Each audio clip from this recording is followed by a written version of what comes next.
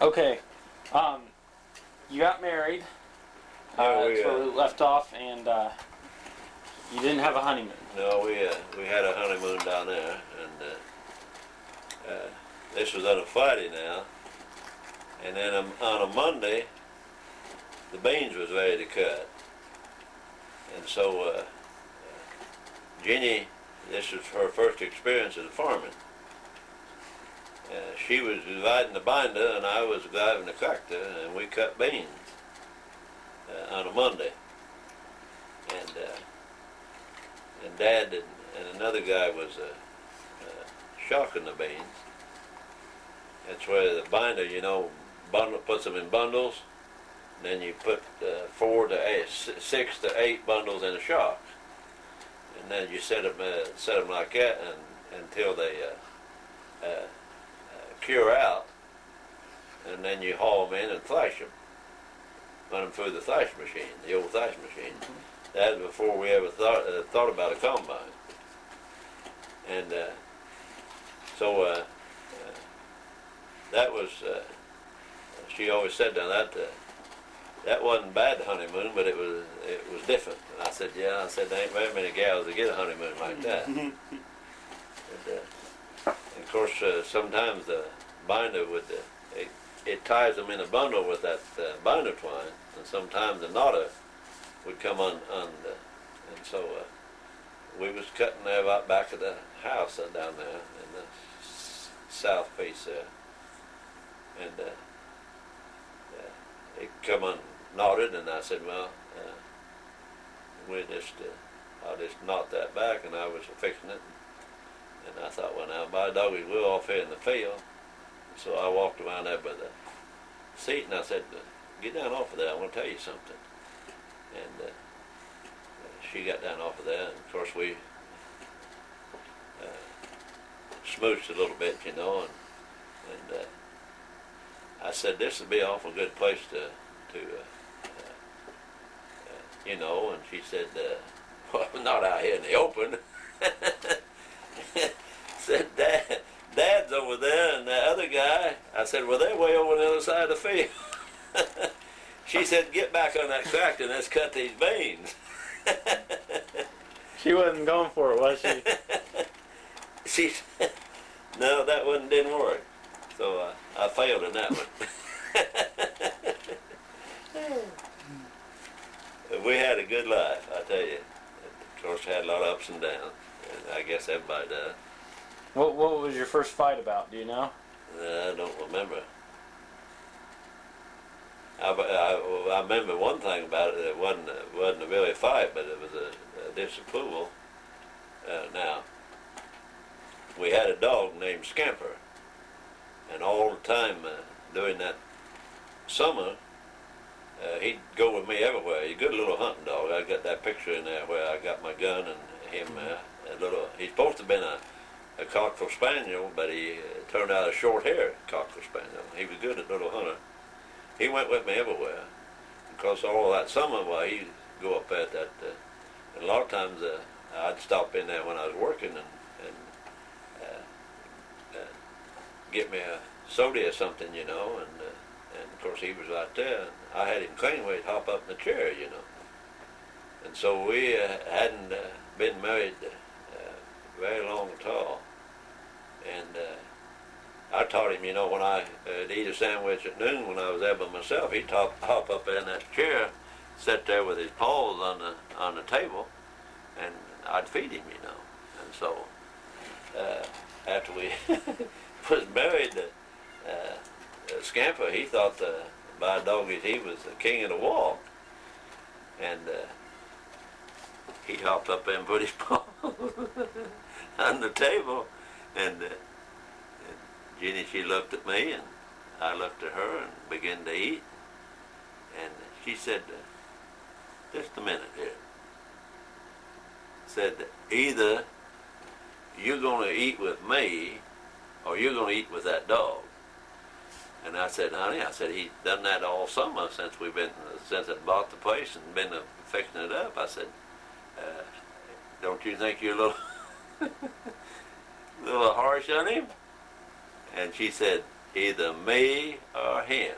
And I said, Scamper, you're gone. Mm-hmm. And that was the last time he got there. He sat at the table. She said, I'm not eating with the dog all the time, only it's you. And I guess maybe that was one of the first of disagreements. Of course, we had 1,000 others, I reckon. But the beauty about having a difference is, the beauty is about making up. You agree with that, won't we? Yeah, good old days. As far as then we had that fall, and up until the 29th of January of 49 is when the house burned.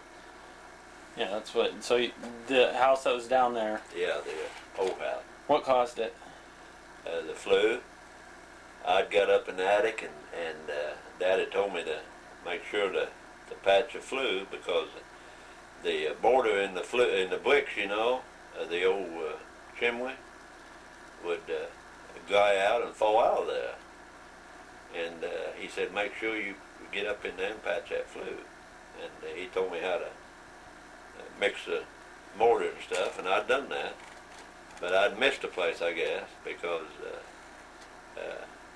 we was burning wood, and didn't have no more money to buy coal. Well, didn't have no other kind of heat. And we'd bought all new furniture. Living room suit was I forget what, it was green, but I forget what Jeannie called it. She really liked it. And she had a doll, porcelain doll, when she was little, and she always kept that on our bed. And of course it was, you know, she hadn't tore it up or nothing. It was really nice. And we had a new living room, and had new kitchen, all but the stove. And the stove was when we got electricity. Mother got a electric stove, and this was kerosene, and they let us have it. And we went to the show. On a Saturday night, we went to the show, and then we'd stop. A movie? Huh? A movie? Yeah. And then we'd stopped at her mother's, and her mother and her stepdad and Grandma and Grandpa Gwen was playing pinochle. And we stopped there and played pinochle with them. Didn't know nothing about the far at all. And Barney Cook lived down south of us, down by south of the Coon Creek down there. Him and his wife had come by and seen it was a fire, and he went down and got Dad, and they come back and tried to get some stuff out, but they got the table and chairs and the stove, the kerosene stove out. And by that time it was getting so hot that they couldn't get anything else out. And back then I done a lot of hunting. I had a lot of shells in the pantry. It was on the north side of that. And Dad's shotgun, he had a double-barrel 16-gauge shotgun I'd used all winter, and had a pump rifle that I'd taught Jenny how to shoot with it, and it got so hot those, I don't know, I had a bargain on a deal at Valbert's up there, I forget, and I'd bought several shells, and them shells was beginning to go off, and so Dad told Barney, he said, let's get out here by the barn, and said that, no telling where they'd go. And so they got out there, and them shells all went off and sounded like fireworks, you know, all the rifle shells and the shotgun shells, and then by the time they quit, well, the house began to fall in, and the fire department, I don't think ever did come. Of course, back then, well, they didn't come to the country very often, and we didn't know nothing about it until I forgot to tell about one of the, I taught Jenny how to drive. Didn't know nothing about it till we got down here at this first curve, and I said to Jenny, I said, something don't look right down there at home, and we got over there and turned back south, and I said, there's something wrong. By the time we got down to the crossroads, I could see it was a fire. It had fell in and was still smoldering, you know. And I opened the old car up fast as it go to get down there. We got down and pulled up, and Dad and Barney and I forget who else was there. And of course Jeannie was crying, I was too, and she was pregnant with Linda. And Linda's got a birthmark here on her arm. Well, Jenny, of course, it was cold in January, it was only 29. She stood there and cried and pinched her arms, you know, and Linda's got a red streak here. Well, anyway, we supposed that was what it was for. I mean, you know what, because of that. Mm-hmm. And so we stayed with Dad and a while, and stayed up at her mother's a while until we built the. We intended that to be a garage. There, the old part of the house is 24 by 24, and then we was going to build a house back where the old one was, and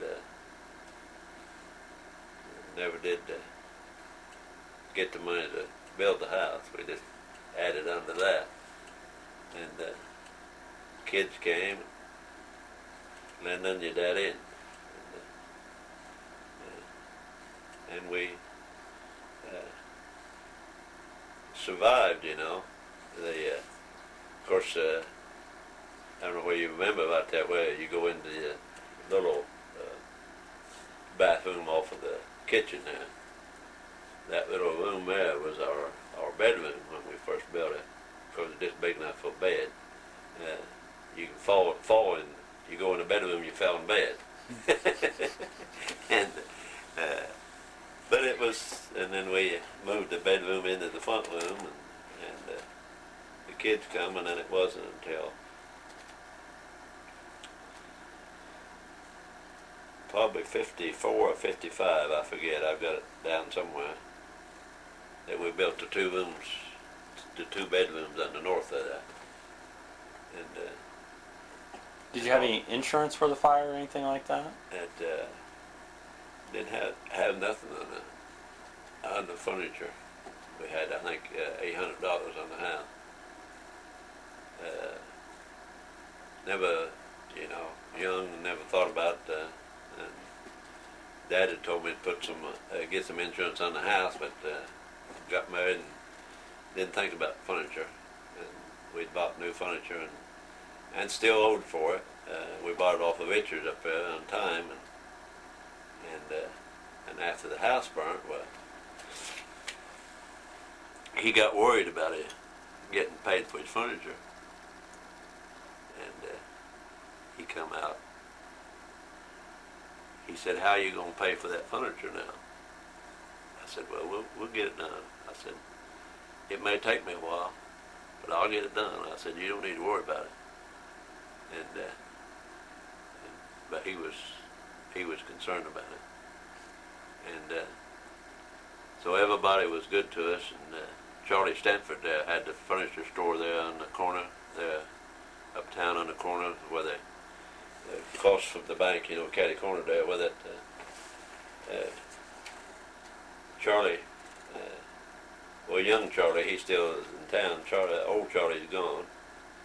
But he said, you just come in and get what you need. And said, you just pay me whenever you can. And so I finally ended up, probably, I'd pay him a bit when I had a little egg money, a little bit. And ended up one day I was in there, and he said he'd bought a farm over north of Iuka. And he said, Ed said, you doing anything amount to anything? I said, no, not a whole lot. I said, there ain't a whole lot I can do in the wintertime, only cut bush and different things.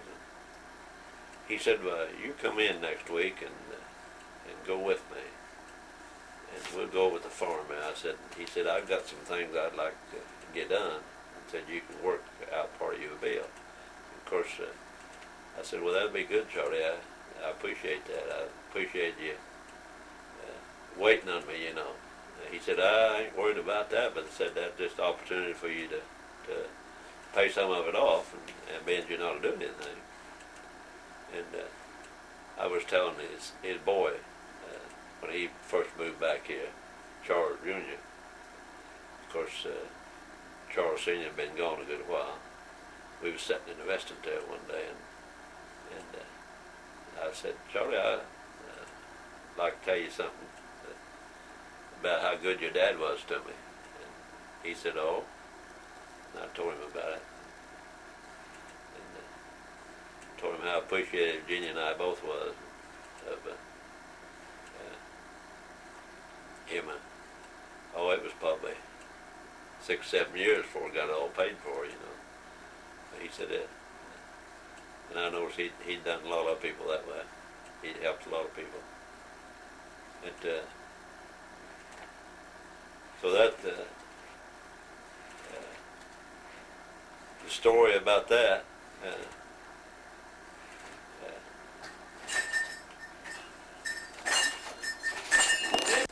We're talking about the furniture, and you got that paid off with him. Oh, the furniture. Yeah. Yeah. And so now, when you go ahead and for the tape, how many children did you have? How many children did you have? 4. Okay. 2 girls and 2 boys. And so 4 trips to the hospital, or did you have any in the house? No. Linda was born in Salem Memorial Hospital. We didn't have no hospital up here in Florida at that time. She was born over there in 49. And Donnie and Bill and Cindy was all born up here. Did you have any experiences getting to the hospital? Any trips? Yeah, when we went to Salem that night, it hadn't rained all summer, amount to anything, and it began to rain on the 10th. On the about the 12th of September, and it come off a flood on the 15th. On our way over there, rained so hard he couldn't see the drive, and Junior was in labor, about put in 14 hours before Linda was born. We thought we was going to lose her, but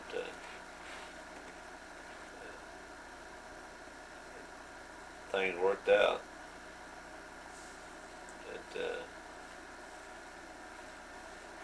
She weighed,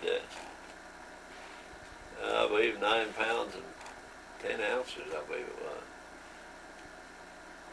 She's a big baby. And Donnie was born up here. Dr. Foss delivered Donnie and Bill, and was supposed to deliver Cindy, and he didn't get there in time, and the nurse delivered Cindy. So I didn't have to pay no doctor bill on her. And Donnie's and Bill's doctor bill was $65, and I don't remember what the hospital bill was. It wasn't very much back then. And so Dr. Foss didn't get there to deliver Cindy, and she come in a hurry, and the nurse delivered her, and she didn't even have time to put her, what you call, suit on, or whatever they put on. She delivered her, and Cindy dirtied all over her sweater. She had a white sweater, and she just got to work. She didn't have time to get a suit on, or whatever they call them. So after it's all over, I bought the nurse a new sweater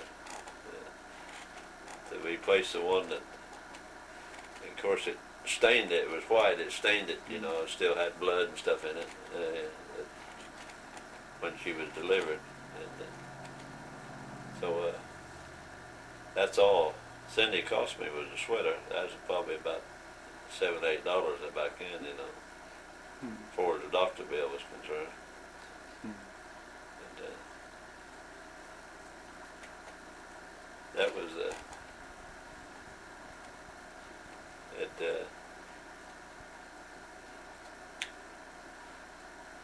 and Dr. Foss was our doctor until he quit doctoring, and then we started going to Dr. Cycle. Now I kind of skipped a little bit here. Back when you first met Grandma, how did you meet? I don't think I even asked that. Well, I'd seen her several times at the skating rink there by the overhead, you know. That used to be the skating rink there. And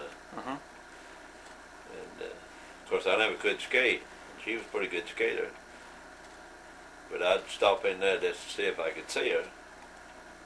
And then one night up at the restaurant was on the south side where the south side of the street there, close to where the sporting store is Hawkman's Cafe. And she come out. I had my old 35. My old. I bought the. I didn't tell you that either.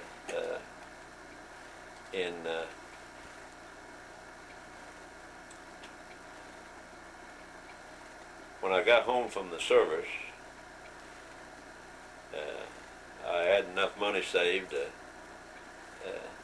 to buy me a car. And so I went into Ari Brooks' garage and asked him about a car. I wanted a maroon 4-door Chevrolet car. And he said, well, I've got one on order. And I said, well, holler at me when it comes in.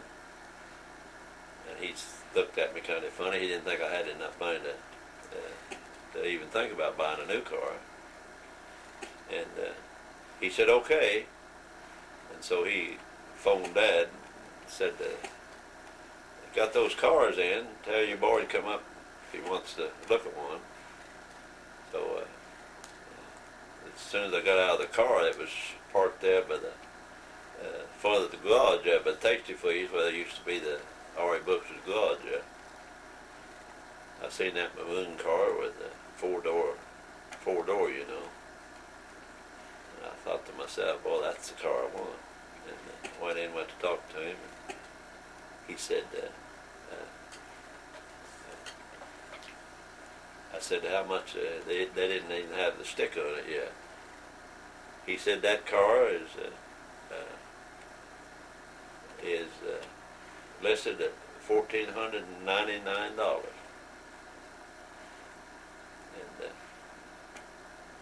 And I looked at that. He said, you like that, huh? And I said, yeah, I like that. I said, I'd like to have that. I said, how much you got to have? And he figured, and then put added the tax. It was 1,500 in the tax. And I said, well, I'll just take that. And he looked at me funny. He didn't think I had the money to pay for it, you know. And so I went to the bank and got the money and give him 1,500, I think $30-some, what it was. Right at that anyway. But anyway, and that was in January of 47. No, 48, I mean. January 48. So then we was parked out in front of the restaurant getting back to the, talking to Clifford Dickey and 2 or 3 other guys. In your car? Huh? In your new car? Yeah, I was standing out in front of it. Yeah, I had it parked right there. And Jeannie and Kenny. And I'd always thought I'd see them together, you know. And Kenny's blue-eyed and light complected, and Jeannie was brown-eyed and a little darker complexion, you know. And I always thought that she was Kenny's boyfriend, girlfriend, you know. And but they was brother and sister, see. They come out of the restaurant and started down the street, and I hollered at Kenny. I said, I knew Kenny. I'd picked him up, and we'd go around different places. Went to Louisville several times. And I said, Jeannie walked over there with him, and I said, Kenny, I said, who's your girlfriend? And he said, she's not my girlfriend. I said, that's my sister. And I said, okay. Because I didn't want to horn in on Kenny, you know. And so I got introduced right there. And so then it wasn't, but a night or two after that, I seen her out at the skating rink, and I asked her if I could take her home. And there was another guy there that he had took her home several times, and he was standing there. I guess was aiming to take her home that night. Mm-hmm. And I said, could I drive you home? And she said, well, and she looked over at him, you know, and said, well, yeah. I said, well, whenever you get ready, well, let me know. Of course, I never did. I tried to skate after we went together a while, and I never could skate to keep up with her. She skated backward and forward, sideways, and every way. And so then I took her home and asked her for a date, and that's started the romance. And it was a good one. And we went together. I'll tell you this other deal here. We went together the rest of that spring and into the summer. And I told her one night. I said we was up in the summer. We was farming, and I'd run into another girl that I dated before, and I'd ask her, I said, we'll go to the movie some night, you know, just off the top of my head whenever I saw her. And she said, well, yeah, that'd be fine. And so one Sunday night, I told her, we spent the afternoon together, went out to the park and different places. And I said, I won't be in tonight, Sunday night. I said, I got to get up early and plow tomorrow. And so this girl had called me and said she was free that night. And so I thought, well, I'll just do a little testing here. Make sure, you know. And so, anyway, that's what I told Jenny. And so, here, let me switch over, and then we'll make sure to get all the rest of this. This sounds like it can be pretty good. oh my, it was terrible.